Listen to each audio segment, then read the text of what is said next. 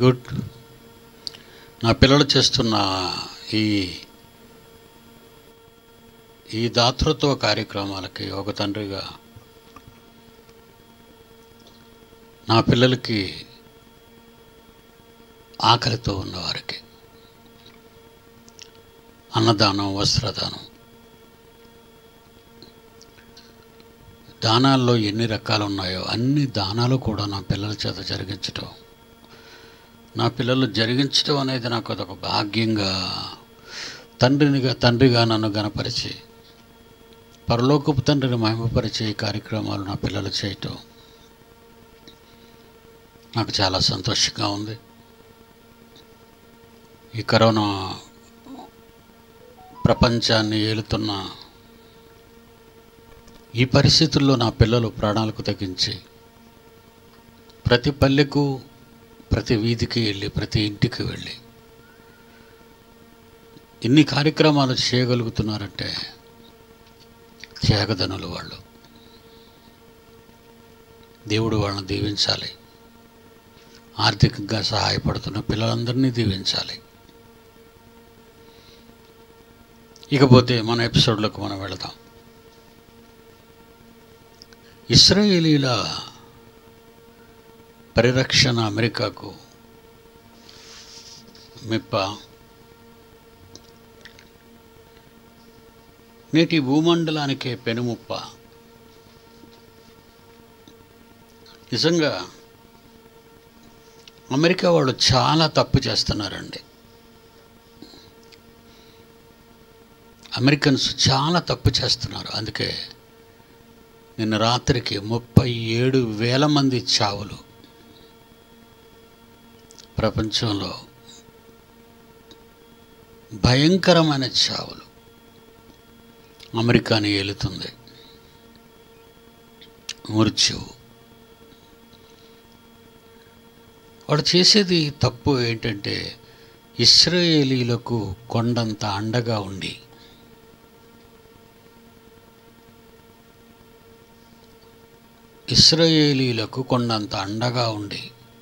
మిగిలిన క్రైస్తవ దేశాలను కూడా వాళ్ళతో కలుపుకొని ఇశ్రాయేలీలకు కాపలాదారులుగా వ్యవహరిస్తున్నారు. ఇశ్రాయేలీలు ఏమండి దేవునికి విరోధులా అని మీరు అడగచ్చు. దేవునికి విరోధులండి. వీళ్ళ గురించి పాత నిబంధన గ్రంథం ఇశ్రాయేలీలకు ఇవ్వబడిన ధర్మశాస్త్ర గ్రంథం, ప్రవక్తల గ్రంథాలు 39 పుస్తకాలు ఉన్నాయండి. వాళ్ళకి ఇవ్వబడిన వాటిలో 39 పుస్తకాలు. దానిని పాత నిబంధన అన్నారు. ఈ పాత నిబంధనలో ఇశ్రాయేలీలపై దేవుని కోపం ఎలా మండుతుందో మనం బైబిల్ చూస్తే అర్థమవుతుందండి. యెషయా గ్రంథం 29వ అధ్యాయం 3వ వచనం. నేను మీతో యుద్ధము చేయుచు మీ చుట్టూ శిబిరము వేయుదును, నీకు ఎదురుగా కోట కట్టి ముట్టడి దిబ్బ వేయుదును. ప్రవక్త అయిన యెషయా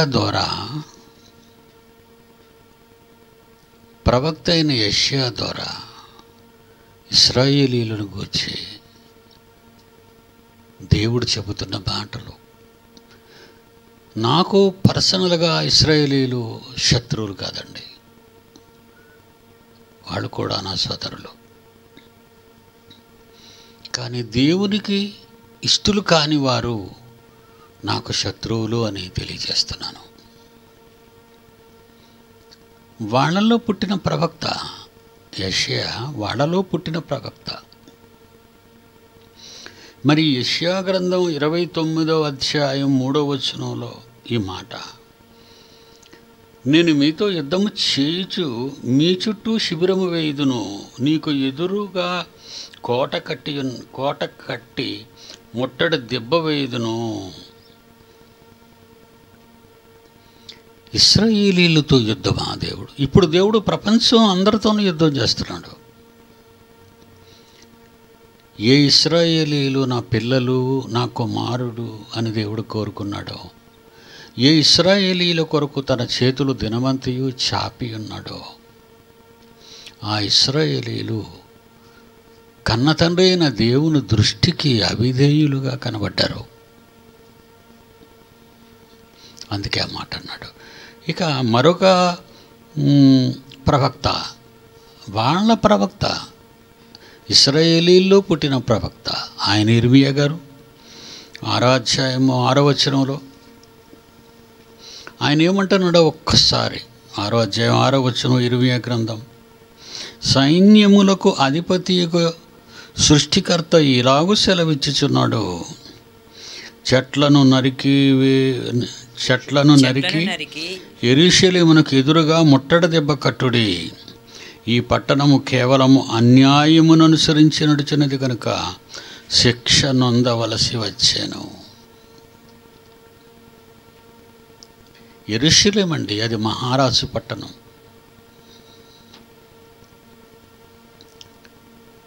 అలాంటి యెరూషలేములో బంగారు దేవాలయ నిర్మాణం జరిగింది. పూజాస్థలము, పుణ్యక్షేత్రమైంది ఇశ్రాయేలీలకు. అది క్రీస్తు పూర్వం అండి. ఈ మాటలు క్రీస్తు పూర్వం 700 సంవత్సరాల క్రితం సుమారు రాయబడిన మాటలు. యెషయా కానివ్వండి, ఇర్మియా కానివ్వండి. ఇప్పుడు ఇర్మియా ప్రవక్త ద్వారా ఏమి రాయిస్తున్నాడు? సైన్యములకు అధిపతిగా యెహోవా ఇలాగు సెలవిచ్చుచున్నాడు, చెట్లను నరికి యెరూషలేమునకు ఎదురుగా ముట్టడి దెబ్బ కట్టుడి. ఈ పట్టణము కేవలం అన్యాయమును అనుసరించి నడిచినది కనుక శిక్ష నొందవలసి వచ్చింది. ఇక మరో ప్రవక్త ద్వారా ఏం మాట్లాడుతున్నాడు ఇశ్రాయేలు గురించి? ఆయన పేరు యెహెజ్కేలు. యెహెజ్కేలు అని ఇశ్రాయేలీల ప్రవక్త. అంటే దేవుని మాటలను, దేవుడు చెప్పిన మాటలను ఇశ్రాయేలీలకు తీసుకెళ్ళి చెప్పటం. ఇక యెహెజ్కేలు 26వ అధ్యాయం 8వ వచనంలో ఏమంటున్నారు ఆయన? బయట పొలములోని నీ కుమార్తెలను ఖడ్గముతో చంపి, బయటి పొలములోని నీ కుమార్తెలను ఖడ్గముతో చంపి, నీకెదురుగా బురుజులు కట్టించి దెబ్బ వేయించి నీకెదురుగా డాలెత్తుతాను. ప్రపంచ క్రైస్తవులండి, వాళ్ళని ఏమనుకోవాలండి? వాళ్ళు బైబిల్ చదవటం లేదా? వాళ్ళు బైబిల్ చదవటం లేదా? ఇశ్రాయేలీలపై ఇలాంటి శాపాలు, దేవుని కోపం ఉందన్న నిజం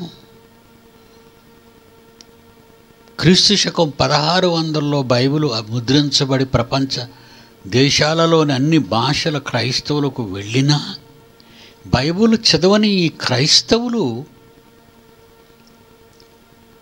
ఇశ్రాయేలీల కొరకు ప్రార్థన చేస్తున్నారండి. What a bad it is. దేవుని కోపం వాళ్ళ మీద చెలరేగిపోతుంటే మీరేంటయ్యా వాళ్ళ గురించి ప్రార్థన చేస్తున్నారు? మరో ప్రవక్త గురించి మాట్లాడదామండి. దేవుడు వాళ్ళ గురించి ఇశ్రాయేలీలతో చెబుతున్న మాటలు. దేవుడు ఇశ్రాయేలీలతో ఏమని చెబుతున్నాడో మొదటి రాజుల గ్రంథము 9వ అధ్యాయము 7 నుంచి 9 వరకు. నేను ఇశ్రాయేలీలకు ఇచ్చిన పాలుతేనులు ప్రవహించే ఈ దేశంలో, పాలస్తీనా దేశంలో వారిని ఉండనీయక నిర్మూలము చేసి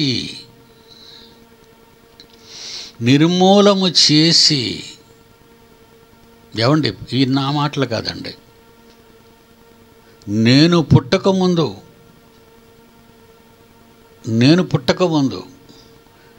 సుమారు 2500 సంవత్సరాలకు పూర్వం రాయబడిన మాట ఇది. నేను పుట్టలేదండి.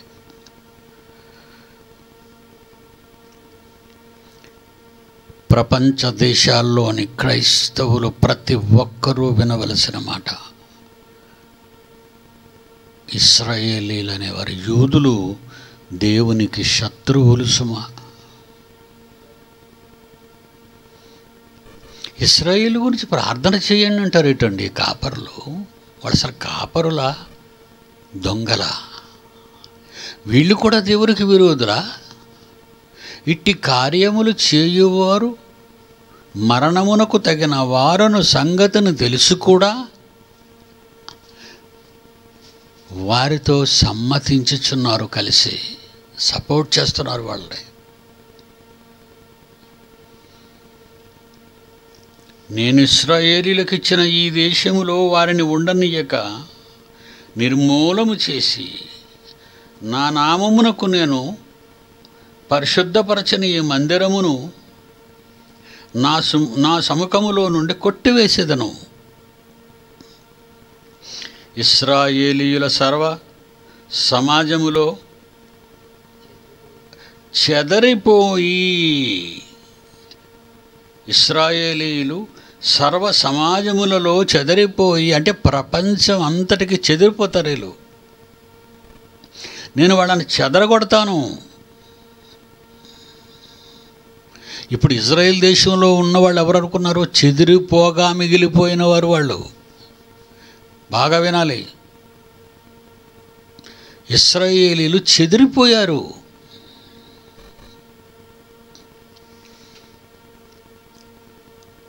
నాసర్ అరాఫత్ PLO, పాలస్తీనా లిబర్టీ ఆర్గనైజేషన్ అనే దాన్ని స్థాపించి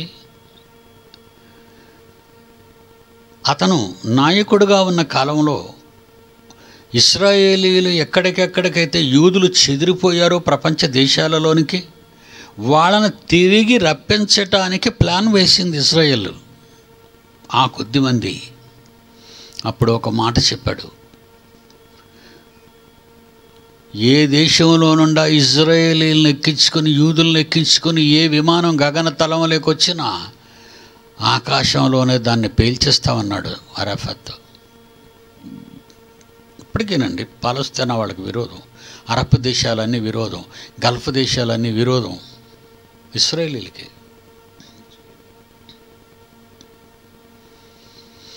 ఇంత హిస్టరీ ఎందుకు చెప్తున్నానంటే, క్రైస్తవ దేశాలు వత్తాసు పలుకుతున్న ఇజ్రాయెల్ దేశానికి.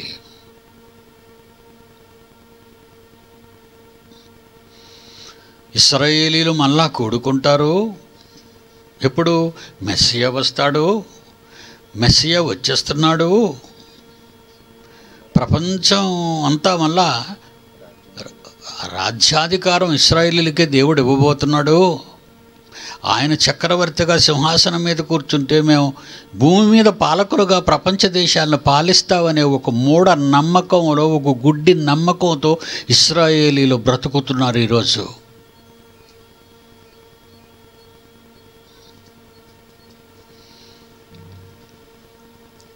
ఇశ్రాయేలీలు సర్వ సమాజములలో చెదిరిపోయి సామెతగాను హేళనగాను చేయబడుదురు. దయచేసి మీరందరూ బైబిల్ చూడాలి.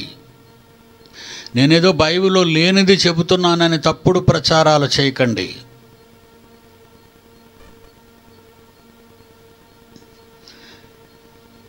చెదిరిపోయిన వారు సామెతగాను హేళనగాను చేయబడుదురు. ఈ మందిర మార్గమున వచ్చువారందరూ దానిని చూచి ఆశ్చర్యపడి తిరస్కారము చేసి, యెహోవా ఈ దేశమునకు ఈ మందిరమునకు ఎలాగూ ఎందుకు చేసెనని అడగగా, జనులిట్లందరూ ఐగుప్తు దేశములో నుండి తన పితరులను రప్పించిన తమ దేవుడైన యెహోవాను వారు విడిచి ఇతర దేవతలను ఆధారము చేసుకొని కొలిచి పూజించి వచ్చిరి గనుక యెహోవా ఈ కీడంతయు వారి మీదికి రప్పించి ఉన్నాడు. ఎవడు నాకు ఏమైనా పగ అండి ఇశ్రాయేలీల మీద? యూదుల మీద? ప్రవక్తల గ్రంథాలలో, రాజులు దినవృత్తాంతాల గ్రంథాలలో ఇంత ఖచ్చితమైన వివరణ తన ప్రవక్తల ద్వారా దేవుడు చెప్పినా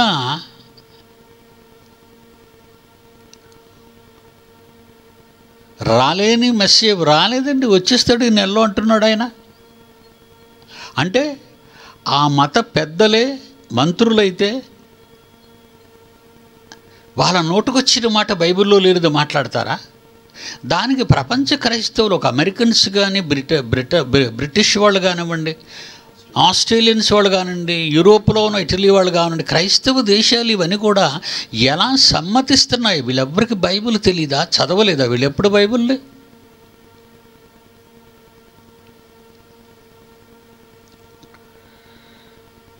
మరలా యెషయా గ్రంథం 34వ అధ్యాయం 8వ వచనం. యెషయా గ్రంథం 34వ అధ్యాయం 8వ వచనం. అది యెహోవా ప్రతిదండన చేయు దినం, అది యెహోవా ప్రతిదండన చేయు దినం, సియోను వ్యాజ్యమును గూర్చిన ప్రతీకార సంవత్సరం. ఏదోము కాలువలు కీలగును, దాని మన్ను గంధకముగా ఉండును, అది రేయింబగళ్ళు ఆరకయుండును, దాని పొగ నిత్యము లేచును, అది తరతరములు పాడుగా నుండును, ఎన్నడును ఎవడును దానిలో పడి దాటడు. యెషయా ద్వారా చెప్పాడండి. ఇది ఇశ్రాయేల్ దేశం గురించి.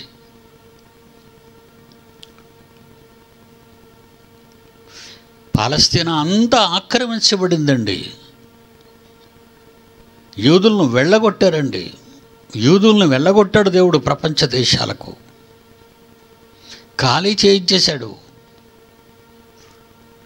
మిగిలిన అన్యజనులు దానిని ఆక్రమించుకున్నారు. ప్రపంచ పటంలో కనిపించదండి, చాలా చిన్నది ఇజ్రాయేల్. అంత సువిశాల పాలస్తీనా దేశాన్ని ఇశ్రాయేలీలకు పంచి ఇచ్చాడు యెహోషువ. కానీ దాన్ని వాళ్ళు నిలబెట్టుకోలేదట. వాళ్ళు ద్వితీయోపదేశకాండం 28 64వ వచనంలో మోషే ద్వారా ఏం చెప్పిస్తున్నాడో చూడండి. ద్వితీయోపదేశకాండము 28వ అధ్యాయము 64వ వచనం. దేశము యొక్క ఈ కొన మొదలుకొని ఆ కొన వరకును సమస్త జనములలోనికి యెహోవా ఇశ్రాయేలీలను చెదరగొట్టును.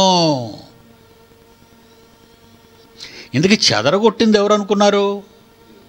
దేవుడండి. దేవుని వల్ల జరిగింది. అమెరికాకి వెళ్ళిపోయారు చాలామంది యూదులు భయపడి. చరిత్ర భాగాలన్నీ చెప్తాను మీకు. అందుకే జర్మనీలకు వెళ్ళిపోయారు, యూరప్ దేశాల్లో చెదిరిపోయారు. ఈ సందర్భంలో మీకు ఒక ముఖ్యమైన విషయం చెప్తానండి. ఉగ్రవాదులు బొంబాయి మీద దాడులు చేశారు, మీకు తెలుసు. కసబ్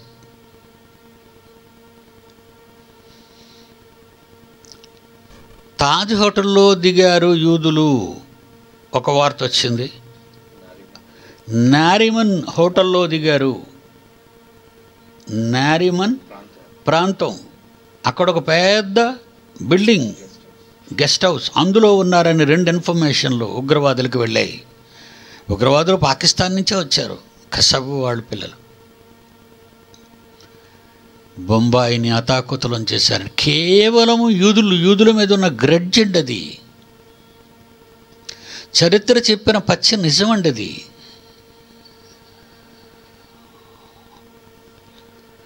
యూదులు ఉన్నారు. తాజ్ హోటల్లో యూదులు దిగారు.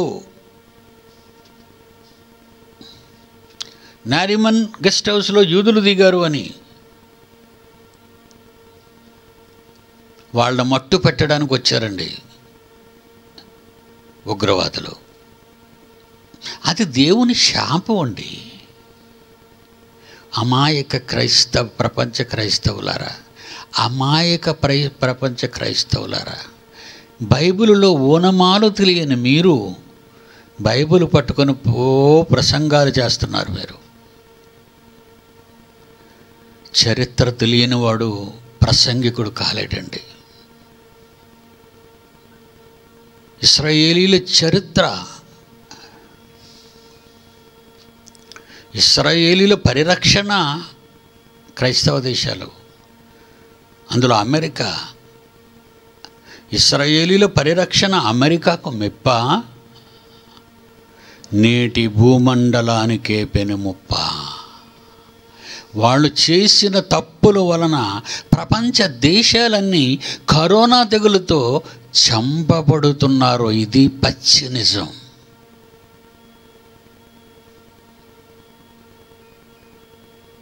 అసలు ఇశ్రాయేల్ని ఏకాకిగా వదిలేయాలి. దానితో ఏ దేశము సంబంధ బాంధవ్యాలు పెట్టుకోకూడదు. దేవుని ఉగ్రత వారిపై ఉంది.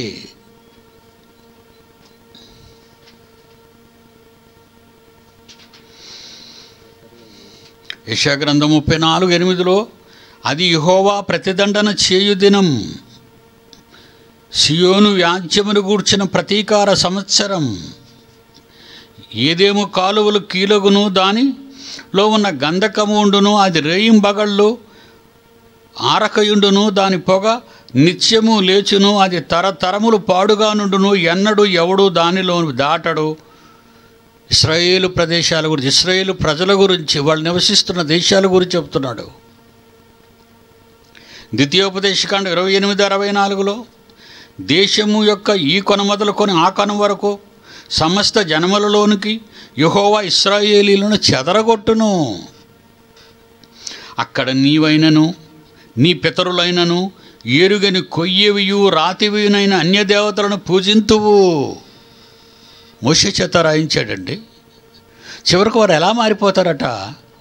జీవము గల దేవుణ్ణి విడిచిపెట్టి, జీవము లేని ధనాన్ని, జీవము లేని ఆయుధాలను, జీవము లేని ప్రపంచంలో ఉన్నటువంటి వాటిని అనుభవిస్తూ వాడుకుంటూ మరణమునకు తగిన వారుగా వాళ్ళ జీవితాలు అక్కడ ఉన్నాయి. శేషం అండి, ఉన్నవాళ్ళు ఏం పెద్ద ఎక్కువ మంది కాదు, శేషం వాళ్ళు.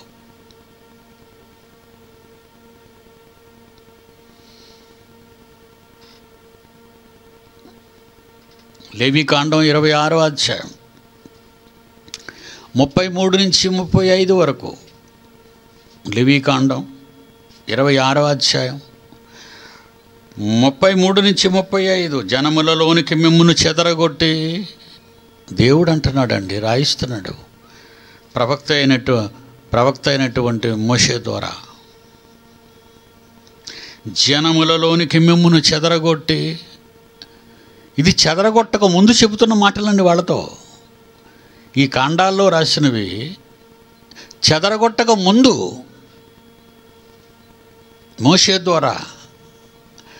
మోషే రాశాడే, అతను పాలస్తీనాలకు అడుగుపెట్టలేదు, చనిపోయాడు. యెహోషువ వచ్చి పంచిచ్చాడు భూభాగాన్ని, పాలస్తీనా దేశాన్ని. వీళ్ళ భవిష్యత్తు చెబుతున్నాడు దేవుడు ప్రవక్తల ద్వారా. వీళ్ళ భవిష్యత్తు. జనములలోనికి మిమ్మును చెదరగొట్టి, నీ వెంట కత్తి దూసెదను, మీ దేశము పాడైపోవును, మీ పట్టణములు పాడుపడును. మీరు మీ శత్రువుల దేశములో ఉండగా మీ దేశము పాడయ్యున్న దినములన్నీయు అది తన విశ్రాంతి కాలములను అనుభవించును. అది పాడయ్యుండు దినములన్నీయు నీ దేశము విశ్రమించును.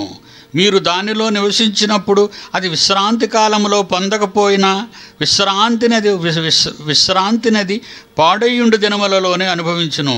ఇశ్రాయేలీలు కాపురమున్న నేల వారు ఉన్నంతకాలము శాపగ్రస్తురాలు అని అనిపించుచున్నది కదా. ఇశ్రాయేలీలు కాపురమున్న నేల వారు ఉన్నంతకాలము శాపగ్రస్తురాలు అని అనిపించుచున్నది కదా. దానికి విశ్రాంతి లేదని దేవుడు చెప్పుచున్నాడు.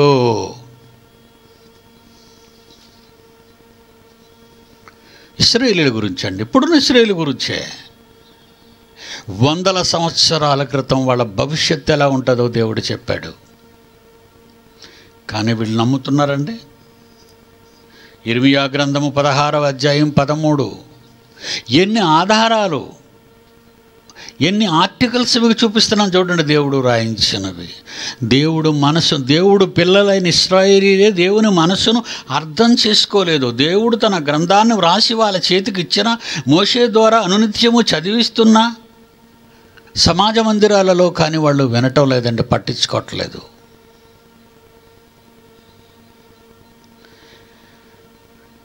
ఇర్మియా గారు 16:13, కాబట్టి నేను మీ యందు ఏమాత్రము దయ ఉంచక ఇశ్రాయేలు పైన ఈ దేశము నుండి మీరైనను మీ పితరులైనను ఎరుగని దేశమునకు మిమ్మల్ని వెళ్ళగొట్టుచున్నాను. అక్కడ మీరు దివారాత్రము అన్య దేవతలను కొలుచుదురు.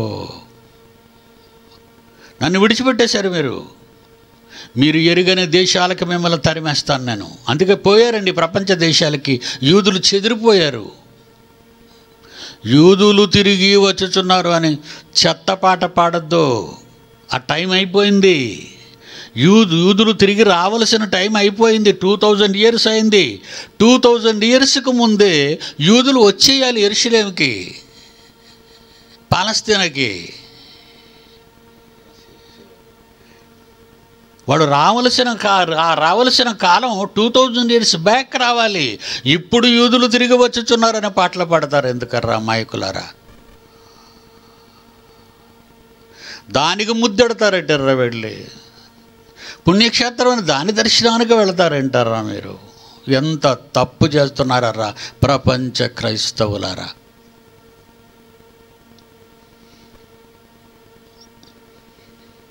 పిడి సుందర్రావుకు తెలిసిన బైబిల్ ప్రపంచంలో ఒక్కడికి కూడా తెలీదు. అందుకే క్రైస్తవ్యం కుక్కల చింపిన విస్తరిలా మారిపోయింది. చీ అనుకుంటున్నారు. వాళ్ళు ఎరిగైన అన్య దేశాల్లోకి వెళ్ళిపోయారు. ప్రపంచ దేశాలకు చెదిరిపోయారు. ఒక కుటుంబం చెదిరిపోతే ఎంత అవమానం అండి. అది దేవుని వలన కలిగిన శాపము. దేవుడు ముందుగా చెప్పిన పాఠము. ద్వితీయోపదేశకాండం 4:26-27.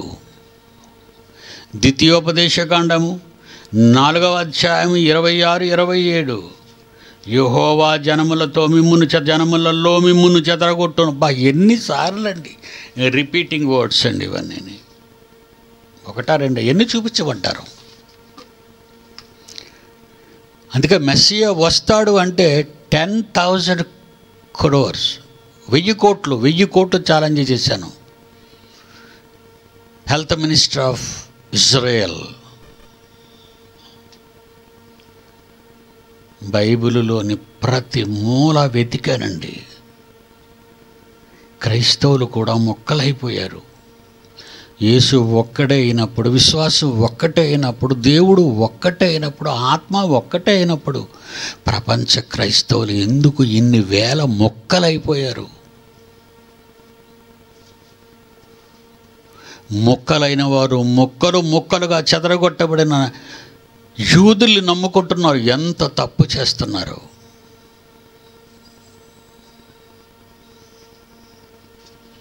ద్వితీయోపదేశకాండం 4:26-27. యెహోవా జనములలో మిమ్మును చెదరగొట్టును. యెహోవా ఎక్కడికి మిమ్మును తోలివేయను అక్కడి జనములలో మీరు కొద్దిమందే మిగిలియుందురు.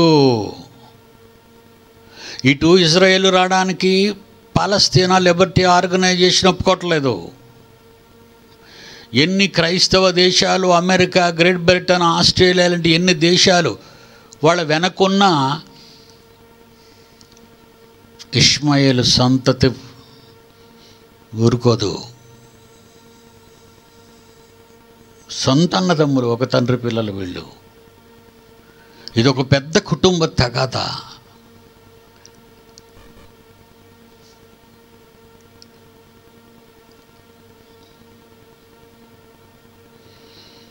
యెహోవా ఎక్కడికి మిమ్మును తోలివేయక అక్కడి జనములలో మీరు కొద్దిమందే మిగిలియుందురు.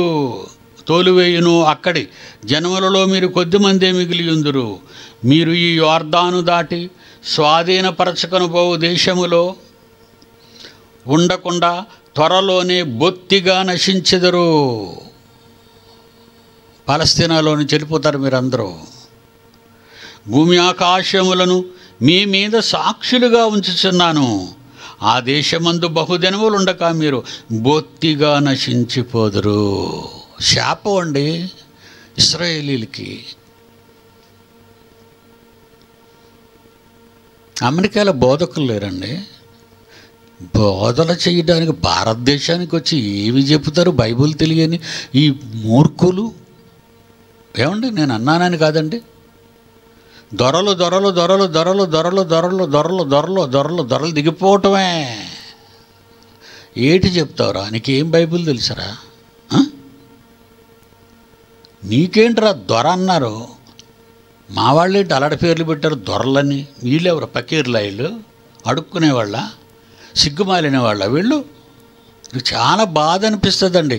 వాళ్ళ దొరలు అంటున్నప్పుడు వాడిని చూసి పిచ్చి కోపం వస్తుందండి. దొరల వాళ్ళు కాదురా దొరలు, నేను దొరని. వాళ్ళ అబద్ధ బోధకులు. చేయవలసిన బోధ చేయక, ఇశ్రాయేలుకు కోపం రప్పించక, అగ్రరాజ్యాలకు భిన్నంగా మాట్లాడక తొత్తులు వాళ్ళు. అందుకే దొరలు అంటున్నారు వాళ్ళని. దొరలు. నువ్వెవరివి? అడుక్కునేవాడువా? ఎప్పుడు వాళ్ళ చుట్టూ తిరుగుతారేంటరా? వాళ్ళ పాదధూళి కోసమా? కొంతమంది పకీరులు అయితే అంటే అక్కడికి వెళ్ళి మృత సముద్రం మట్టి తెచ్చి మన ఆంధ్రాలో అమ్మేశారండి. 3,000 ఒక ప్యాకెట్టు. అంటే అక్కడ ఏదైనా తెచ్చుకుంటావా? ఆ సొదొమ గొమొర్రాకి వెళ్ళి ఆ గంధకాలు తెచ్చుకోకూడదు? మీకేం తెలుసురా? ప్రపంచ పట్టంలో ఇశ్రాయేలుల చరిత్ర ఏం తెలుసురా? వాళ్ళ దేవుణ్ణి ఎంత కష్టపెట్టారో మీకు తెలుసా?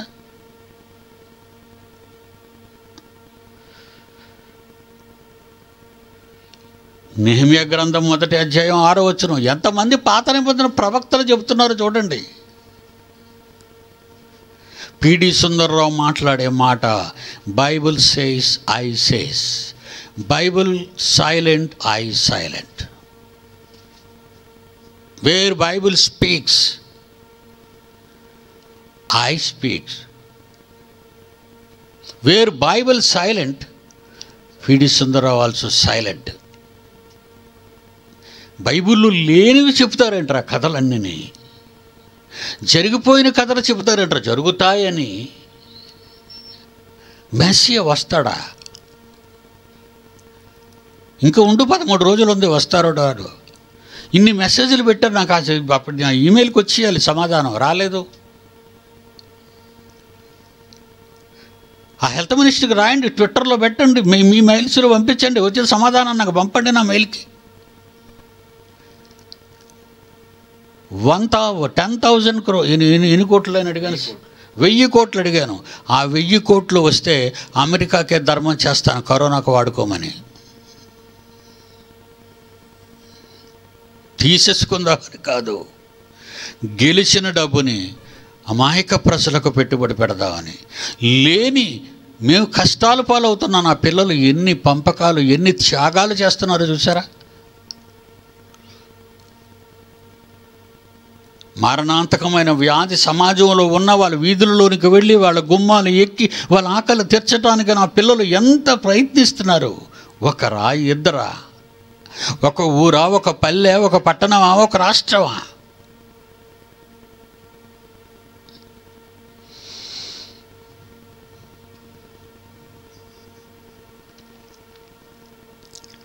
నెహెమ్యా 1:8. మీరు అపరాధము చేసిన ఎడల, ఇశ్రాయేలీయులారా, మీరు అపరాధము చేసిన ఎడల జనులలోకి మిమ్మును చెదరగొట్టుదును. చెదరగొట్టక ముందు మాట్లాడిన మాటలండి.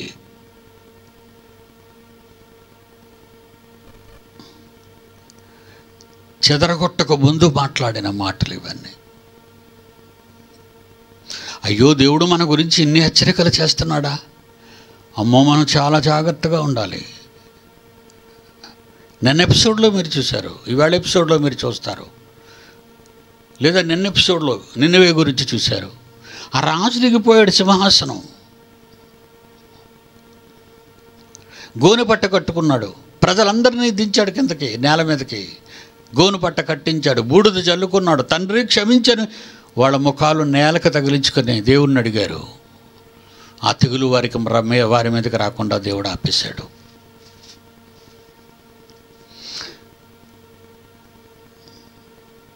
ద్వితీయోపదేశకాండం 28వ అధ్యాయం 15 నుంచి 21. నేడు నేను నీకు ఆజ్ఞాపించిన సమస్త కట్టడలను ఇశ్రాయేలు నీవు అనుసరించి నడుచుకొనవలెనని నీ దేవుడైన యెహోవా సెలవిచ్చిన మాట వినని ఎడల ఈ శాపములన్నీ నీకు సంభవించును. పట్టణములో నీవు శపించబడదువు, పొలములో నీవు శపింపబడదువు. నీ గంప, నీ పిండి పిసుకు, నీ తొట్టి నీ శపించబడను. నీ గర్భఫలము, నీ భూమి పంట, నీ ఆవులు, నీ గొర్రె మేకల మందలు శపింపబడును. నీవు లోపలికి వచ్చినప్పుడు శపింపబడదువు, వెలుపలకు వెళ్ళినప్పుడు శపించబడదువు. నీవు నన్ను విడిచి చేసిన దుష్కార్యముల చేత నీవు హతము చేయబడి వేగముగా నశించు వరకు నీవు చేయబూనుకొను కార్యములన్నిటి విషయములోనూ యెహోవా శాపమును, కలవరమును, గద్దింపును నీ మీదికి వచ్చును. నీవు స్వాధీనపరచుకొని పోవు దేశములో ఉండకుండా నిన్ను క్షీణింపజేయ వరకు యెహోవా తెగులు నిన్ను వెంటాడును. తెగులు ప్రపంచ దేశాలకు ఎందుకు వచ్చిందో ఇప్పుడు మీకు అర్థమైందా? మిమ్మును అమెరికా క్రైస్తవ దేశాలు సపోర్ట్ చేయటం వల్ల. ముందు ప్రపంచ దేశాల్లో ఉన్న క్రైస్తవులు మీ మాటలు నమ్మి మీ దగ్గరికి తీర్థయాత్రకు వస్తున్నారే, వాళ్ళు చేసిన తప్పు వలన ప్రపంచమే డ్యామేజ్ అవుతుంది. ఇప్పుడు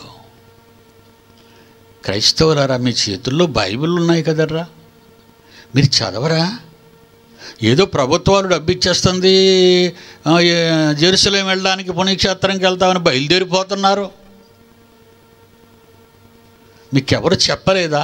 మీ చిన్ననాటి ఉండి మీ తండ్రులు కానీ బైబిల్లో రాయబడిన సంగతులు మిమ్మల్ని కూర్చోబెట్టి చెప్పలేదా? అంటే మీరు ఎంతకాలం విన్నది ఏంటి? మీరు చదువుతున్న బైబిల్ ఏంటి? మీకు చెబుతున్న బోధకులు ఎలాంటి వారు? అవసరాల కోసం, కడుపు నింపుకోవడం కోసం, డబ్బులు దండుకోవటం కోసం బోధలు చేస్తున్నారా? ప్రపంచానికి స్వస్థత లేదు, మనుషులకు స్వస్థతలు చేస్తామని కూర్చున్నారు మీరు.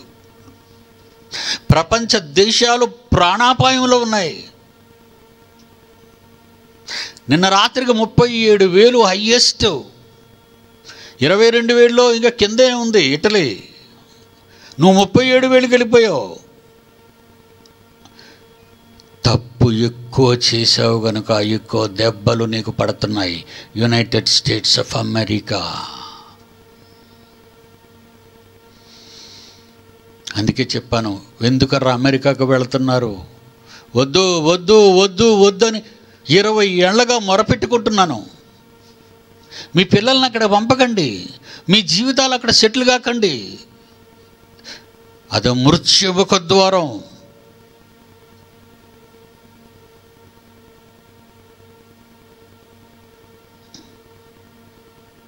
కీర్తనల గ్రంథము 44వ అధ్యాయము 11వ వచనము. కీర్తనల గ్రంథము 44వ అధ్యాయం 11వ వచనం. భోజన పదార్థముగా ఒకడు గొర్రెలను అప్పగించినట్లు నీవు మమ్మును అప్పగించి ఉన్నావు, అన్యజనులలోనికి మమ్మును చెదరగొట్టి ఉన్నావు తండ్రి అని దావీదు ఏడుస్తున్నాడు. ఇంకా అప్పుడు చెదరగొట్టలేదు, చెదరగొట్టబడతారు. దావీదు కీర్తనలు రాస్తున్నప్పటికి కాదు, ఇది తర్వాత కథ జరిగింది ఈ చెదరగొట్టడం అనేది. కీర్తన 106, 26, 27 వచనాలు మీకు తెలియాలని ఇన్ని రిఫరెన్సులు సిద్ధం చేశాను, మీరు నమ్మాలని. దేవుని వాక్యాన్ని కూడా మీరు నమ్మరా? ప్రపంచానికి ఈరోజు ఈ మహమ్మారి ఎందుకు వచ్చిందో తెలుసా? మన అపనమ్మకాలు. దేవుడు శపించిన దేశానికి అండగా మనం నిలబడటం, దేవుని శపించిన దేశానికి పుణ్యక్షేత్రంగా నువ్వు అక్కడికి వెళ్ళటం. ఎంత పెద్ద తప్పు చేస్తున్నారో దేవునికి భిన్నంగా. ఇట్టి కార్యములు చేయువారు మరణమునకు తగిన వారును నిజమును బాగుగా ఎరుగుయిండియు ఆ తప్పు చేసేవారిని చూసి మీరు కూడా సమ్మతిస్తున్నారు.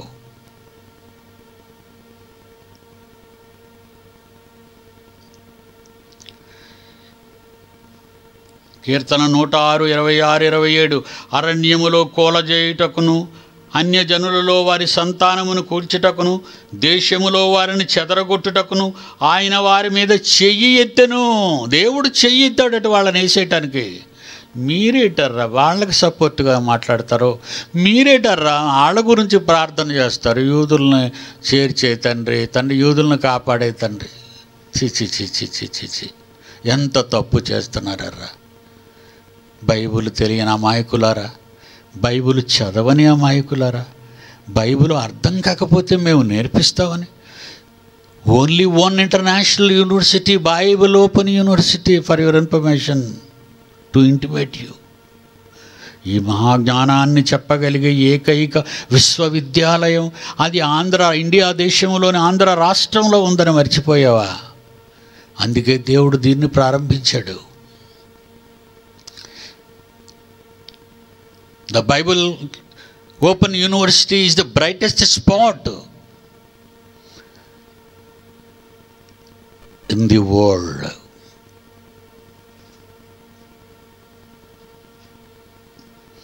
ఏమన్నాడండి?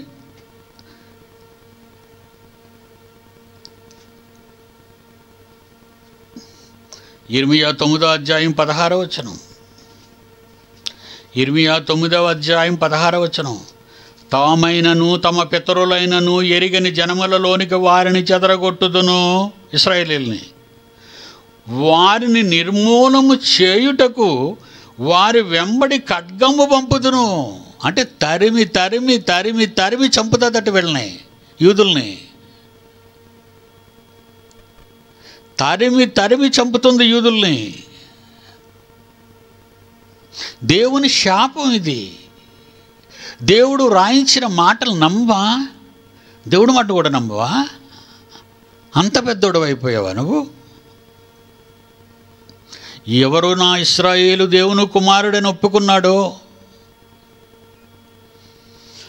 రాత్రంతయు వారి కొరకు చేతులు చాపుకొని నిలుచున్నానని మిమ్మల్ని ఆహ్వానించాడో, అలాంటి తండ్రిని మోసం చేశారు, మీరు దగా చేశారు, తండ్రిని విడిచిపెట్టారు, దుష్ట కోరికల్లోకి వెళ్ళారు, ఆ కోరికలు తీర్చే వాటినే దేవుళ్ళుగా పూజించారు.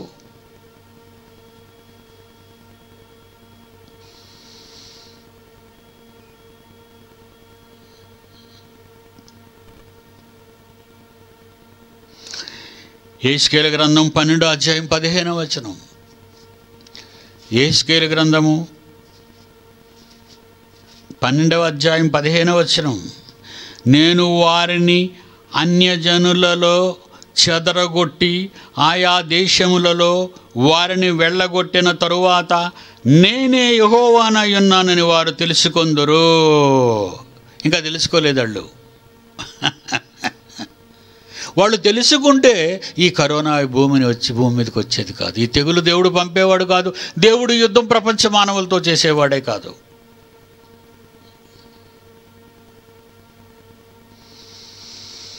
ఆలోచించండి ప్రియులారా. యెహెజ్కేలు గ్రంథము 20వ అధ్యాయము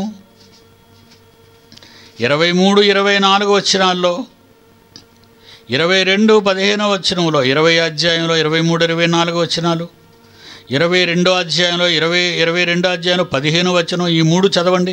అన్యజనులలో వారిని చెదరగొట్టి సకల దేశములలోనికి వారిని వెళ్ళగొట్టునని ప్రమాణము చేసి తిని. దేవుడు ప్రమాణం చేసేసాడట. బాబోయ్, ప్రమాణం చేసిన దేవుడు తన అప్రమాణంగా చేయగలడా దాన్ని? అందుకే యూదులు ప్రపంచ దేశాలకు చెదరగొట్టబడ్డారు. చివరిగా జకర్యా గ్రంథము 7వ అధ్యాయం 14.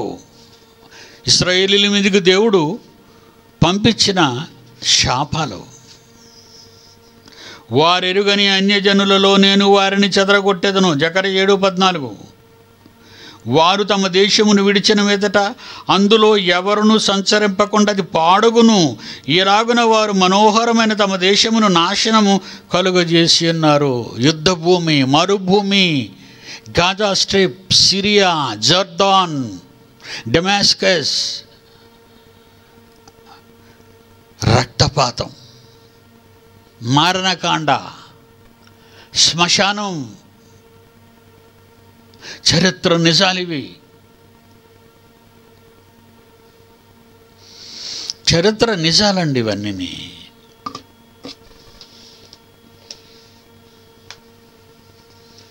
చరిత్రలో వాళ్ళంటే ఎలాంటి పరిస్థితుల్లోనికి దిగజారిపోయారో ఒక విషయాన్ని నేను మీతో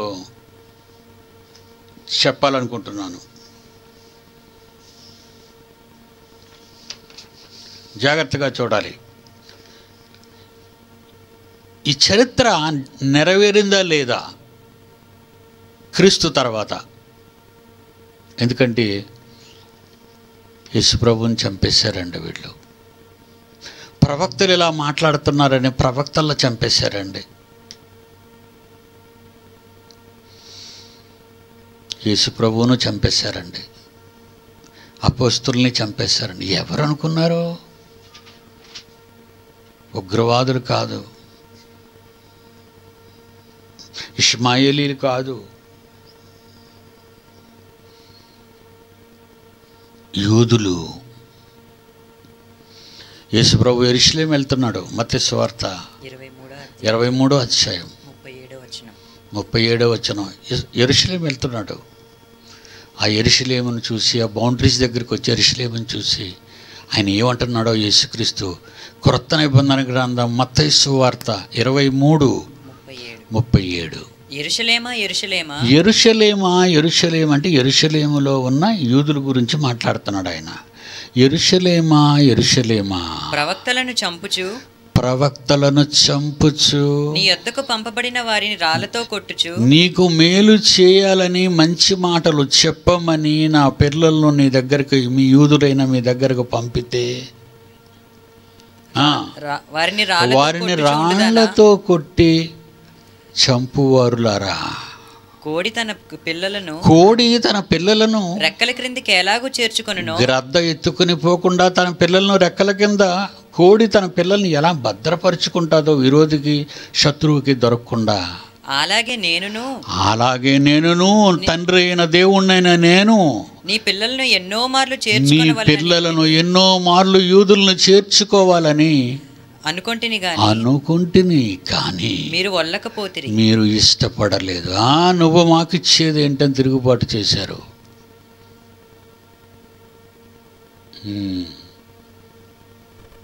ఇది యేసు అన్నమాట, పరలోకపు తండ్రి చెప్పమన్నమాట. చూసారా? Very good. క్రీస్తు శకం 66లో యూదా జాతి తిరుగుబాటు కారణంగా వీళ్ళు ఎక్కడుంటే అక్కడ తిరుగుబడతారండి. తిరుగుబాటు. యేసుని చంపేశారు కదండి, యేసుని చంపేశారు. బరబ్బా కావాలన్నారు. వాళ్ళ నీచ నికృష్టమైన గుణం, వాళ్ళ పిల్లలను మానభంగం చేసి, వాళ్ళ స్త్రీలను మానభంగం చేసి, వాళ్ళ సొత్తులు ఎత్తుకుపోయే బందిపోటు దొంగ బరబ్బా కావాలన్నారు. మాకితను సిలువేయండి, ఇతనిని సిలువ వేయండి.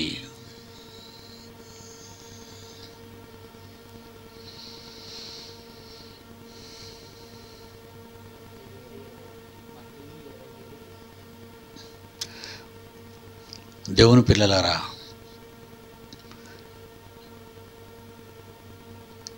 భద్రముగా రహస్యంగా దాచివేసిన ఈ మహాజ్ఞానాన్ని ప్రపంచ ప్రజలకు తెలియచేయటానికి